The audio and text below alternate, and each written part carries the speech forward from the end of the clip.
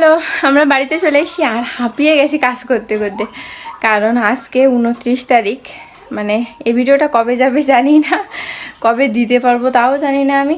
আজকে 29 তারিখ সন্ধ্যাবেলা, এখন বাজে 6:30। দেখো 6:30 বাজে। আমার সব কিছু এই যে খোলা শেষ। এদিকে টুকটাক সব কিছু দেখেছো, ড্রেসিং টেবিল খোলা, এদিকে বেড তো রয়েইছে, ঘুমানো লাগবে তো একটা দিন, এখনো 2টো দিন, আজকে রাত্রিবেলা কালকে রাত্রিবেলা 31 তারিখ আমরা পাল্টাবো। আর এদিকে আলমারি পুরো খালি, ব্যাগ পত্র সব কিছু, আলনা খালি। এই পাশে যাই, এই পাশে হচ্ছে এই যে বস্তা কতকগুলো, আর এগুলো সব জামা কাপড়, যেহেতু বাইরে মেলা যায় না সব। আজকে মানে রেখে গেছিলাম এগুলো কয়েকদিন আগে, তো ভাবলাম যে এগুলো একটু পরিষ্কার করে মানে ধুয়ে দিই আর কি। তো এগুলো এই, আর এই র্যাকটা এখানে আছে শুধুমাত্র, এখানে কাঁচের জিনিস আর ইলেকট্রিক যেগুলো সেগুলো আছে, কথা জড়িয়ে যাচ্ছে। আর হচ্ছে এই যে কাঁচা তরকারি সব কিছু ফ্রিজে যা আছে সব বের করলাম। আর সন্ধ্যাবেলা মানে এখন হচ্ছে মাছ আছে, আমি যেহেতু বাড়ি থেকে মাছ নিয়ে এসেছি, তো মাছ দুপুরবেলা সকালের দিকে এসেছিলাম আমি 10টার দিকে টিকে, মানে বাসায় আসতে আসতে 11:30 12টা বেজে গেছিলো। আর এগুলো মাছ আছে, সব মাছ উজ্জ্বলদের ফ্রিজে রাখতে হবে। এদিক দিয়ে ডাইনিং টেবিলটাই মানে যেগুলো আর কি না হলে নয় আর কাছের জিনিস, সেগুলোই রেখেছি বাইরে, আর সব কিছু প্রায় ঢুকানো শেষ। আর এখানে কম্পিউটারগুলো এইভাবে আছে।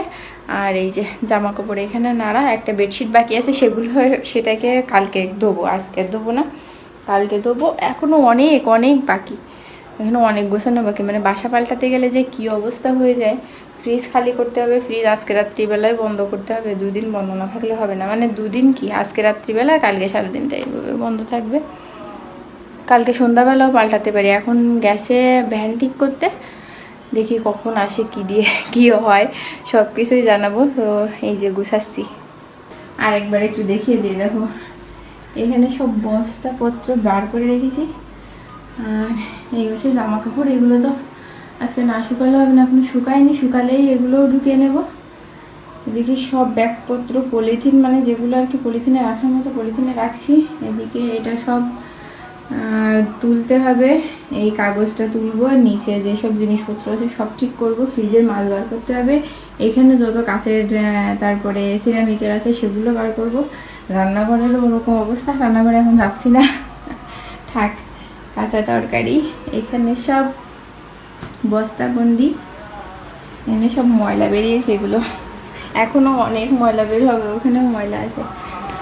আর এই হচ্ছে অবস্থা, আলনা খালি, আলমারি ওইখানে আলমারির জিনিসপত্র সব এটাতে, আরও 1-2 বস্তা আরও বাড়তি আছে আলমারির জন্য, মানে আলমারির কাপড় রাখা বাইরে। তো আর এই যে বেড তো যেদিন যাবো সেদিন গুছাবো, 2 দিন এখনও ঘুমানো লাগবে। ড্রেসিং টেবিল খালি, নিচের ওই 2টো ড্রয়ার বাকি আছে। আর এদিকে সোফা টোফা তো মানে যখনই যাব তখন, এই র্যাকটাও পুরোটা খালি করে নিয়েছি। আর এই যে এই হচ্ছে রুমের বর্তমান অবস্থা, গুছিয়ে গুছিয়ে হাঁপিয়ে যাচ্ছি। তো অত ডিম বেশি কি করবো, ওগুলো সব খাওয়া নে, ফ্যানকে আরো জোর দিয়ে দেবো।